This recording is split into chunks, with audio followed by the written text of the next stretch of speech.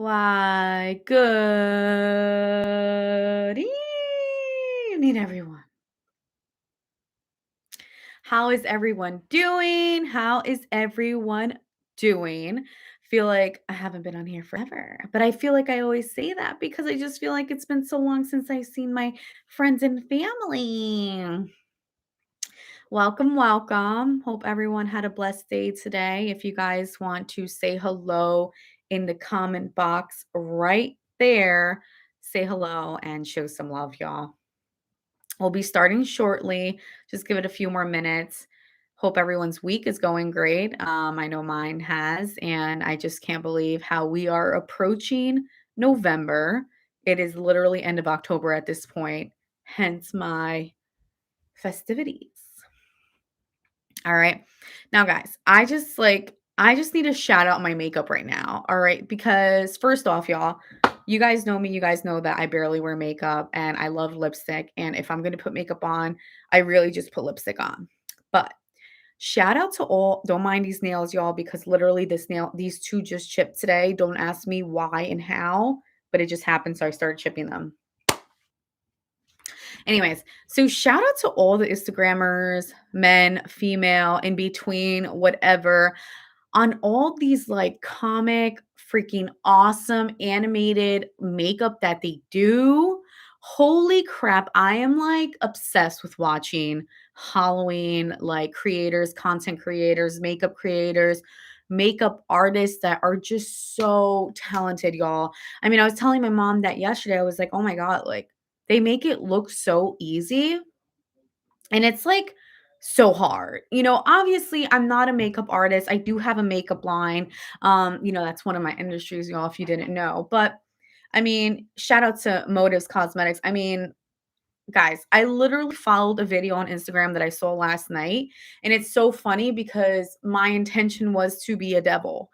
Um, and, like, of course, it came up, like, the makeup came up, and I was like, "Holy crap, this is awesome. This is easy."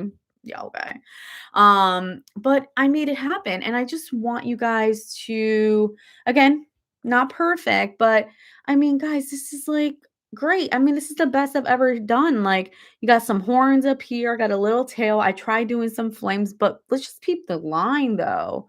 I mean, I have to say I'm very proud of myself. So, hope you guys like feel this because I'm feeling this.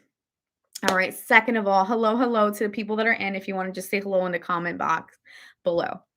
I first also want to shout out mom, and mom has an upcoming birthday, and I hopefully she's on to hear this, but so grateful for just everything that you do. And I love you so much. And I hope you know that. And I just want to give you the world. And that's my goal. My mom's my rock. If you guys don't know that, I always mention her because I love her so dearly. And, hey, hello, babe. She's just an amazing woman to me, and I'm so grateful for everything and that it does not go unnoticed. So, shout out to mom and her birthday. Love her dearly, and I hope she enjoys. All right, y'all. So I'm going to hop right into it. I do have a pretty interesting topic tonight. It's something that, I am not very familiar with until someone told me to talk about it. And this was over a year ago. Shout out to Jabez. I went to high school with him, one of my friends that, we just been in and out of contact, but a great person inside and out. And, I have reached out to a couple of people in the past, and I wrote the stuff down that I was going to, do a topic on it and do something that they spoke on or wanted me to speak on. And it's been over a year, but guess what? I'm circling back to it. And I think this is a great topic that I really didn't know much about. And, I literally just learned a little bit. Of course, there's so many questions and things that go into it, but I did get some, minimal, trivial amount of information that I do want to share with you guys on body dysmorphia. And it's something that, again, like I told you, I'm not very familiar with. It's something that affects a lot of people more than we think.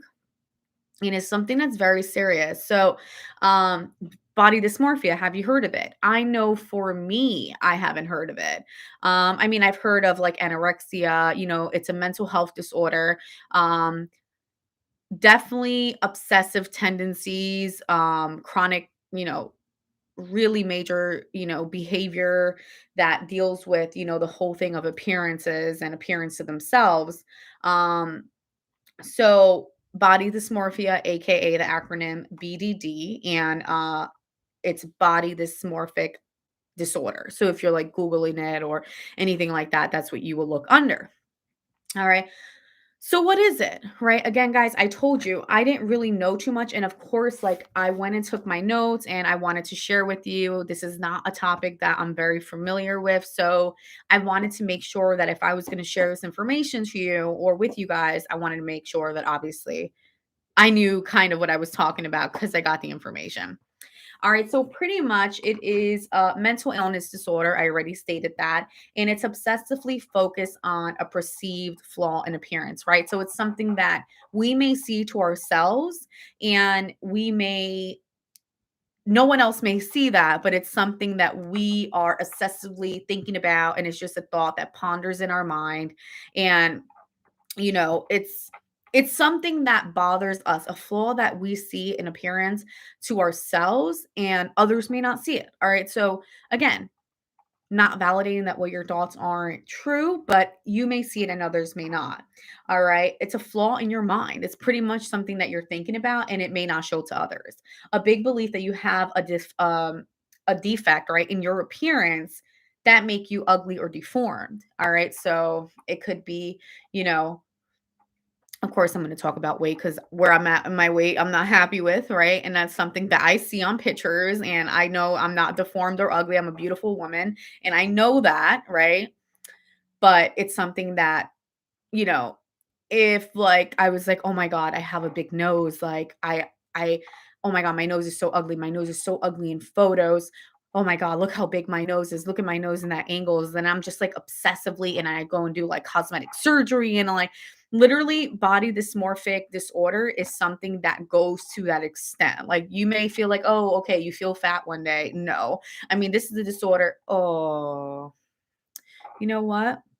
We're just going to roll with it because I think this plug is messed up and I'm not going to be going back and forth. So you guys are going to have to deal with it today. All right. So it may be a deformity to yourself. All right. And you feel that people are looking at you and mocking you. Let me put this, hold on, y'all. Put that like more closer to me. So all right, we're gonna do with it, run with this today. All right, so you feel like people are looking at you and mocking at you. So I'm like, oh my God, people are looking at my nose. Like I can't go outside, I'm so insecure about my nose. All right. So again, I'm just trying to give you guys ideas and thoughts and input as to something that people that deal with this disorder may feel like, right? So many issues, right, are coming with BDD, all right, body dysmorphic disorder. Y'all, it is just not that chronic OCD type emotion, right? So many things. Like, think about it, right? You're really insecure about a flaw or something that you feel. So you might not want to go outside, right? You might not want to be around people. So now you're having social isolation, social anxiety, just not wanting to be in group events or not just wanting to be anywhere. Screw group events, not just wanting to go out anywhere in public. All right. You're going to have depression. You're going to have tons and tons of anxiety. You are probably going to have horrible thoughts, suicidal thoughts, right? And again, I didn't do the research. This is just my assumptions, copyright assumptions, right? You may want to even take your life, right? Again, this is my thoughts. Like, I mean, there's extreme, I've known people that are anorexic, and I haven't really physically spoken to them. I know people of that have been in that state where anorexia or whatnot. And, you know, I know of people telling me stories about it. I don't know a person has dealt with it. So again, that's not going straight to the source. I'm going by what other people are saying. Having suicidal thoughts, people that probably want to take them lives because of something that is driving them crazy, like literally insane. All right. And social anxiety, guys, I said it all. When you're dealing with BDD, you're dealing with all those emotions, probably insomnia, something that I dealt with, right? Focusing so much obsessively thinking about this over and over again that you can't sleep at night. Guys, your mind will be racing, right? All right. Now I'm going to jump into the stats, all right? Because I always want to show you numbers, and these numbers are all based within the United States. And this is also according to IOCDF, which is International Obsessive Chronic Disorder Foundation.org. All right. So it's a very legit website, they have all the stats, and this is United States within. All right. So listen to this. This is something that I was looking, I was like, holy shit. Listen to these stats, right? BDD affects 1.7% to 2.9% of the population within the United States. Now, 1 in 50 people, right? That's the ratio. Basically meaning that between 5 million and 10 million within the United States deal with this. What? 5 million to 10 million? Holy shit. Guys, that is a big number. Again, we don't see what's going on in the outside, guys. This is all internal. This is something that they're dealing with internally. All right. This is something that you don't know that they're dealing with. All right. So, alone with those stats is within BDD. All right. Now, this website is actually on the obsessive chronic disorder, which is OCD. And if you really put BDD and obsessive chronic disorder together, it's an obsessive emotion, is something that they're obsessively thinking about. So, I believe this falls in the lines of obsessive chronic disorder, just so you guys know. All right. So I'm going to be coming to a landing. This is not something that I wanted to talk a lot on. Again, I don't have much information on it. I literally just started doing a little research. So I just wanted to grab something that I thought was pretty informative as well. All right. Now, tips and advice, guys. Tips and advice when you deal with someone or have someone or know someone that is going with issues or dealing with issues like this. All right. So if you know a person that is dealing with this, some proper or amazing or advice that you could possibly give them is, write in a journal, write your emotions down. Guys, we know journaling is so crucially important. People really don't see the advantages of journaling. And when I was going through what I was going through, you guys know somewhat of my story. I was journaling like no other. Literally, my thoughts were in my book. And it's like people are just so concerned of, oh, how do I journal? What do I say? How do I start? You literally just put your thoughts in a paper. There is no way to journal. There is no right way of journaling. Don't ever feel like you're journaling the wrong way. You write whatever is in your mind, you write down. Put a date at least. I like to have dates on my journals. Like, I want to put like dates as, okay, wow, I was dealing with this. Holy shit, I was going through that. What?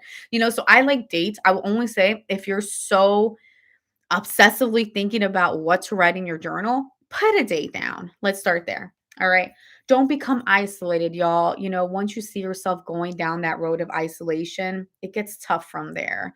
We are human beings. We are animals of social, just being social. We have to live in a society. We have to interact with one another.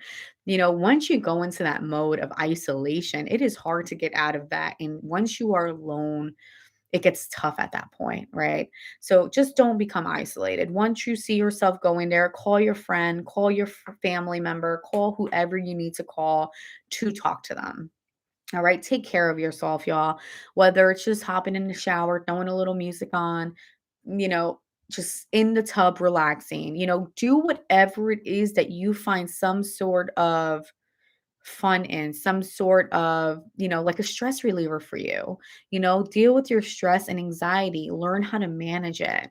All right. Do things that are going to make you just stop thinking about that, whether it's just walking your dog, whether it's just showing love to your kitty or your dog, or your pet, whatever it is that is stress related that can help with that in terms of like helping your emotions and you to just distract yourself for a little bit. Watching TV, Squid Games is great, y'all.